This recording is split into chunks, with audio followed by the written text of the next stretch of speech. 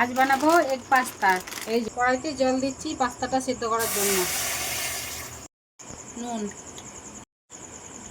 এবারে পাস্তাগুলো দিয়ে দিলাম। জল দিয়ে ধুয়ে নিলাম, না হলে চিটি যাবে। দিলাম কড়াইতে, পেঁয়াজটা দিয়ে দিলাম। এই যে এবারে ডিম দিয়ে দিলাম।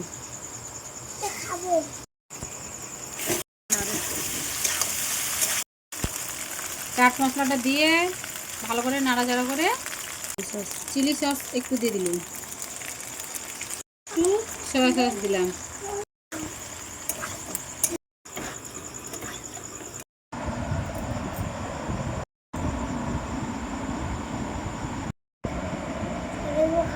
পাস্তা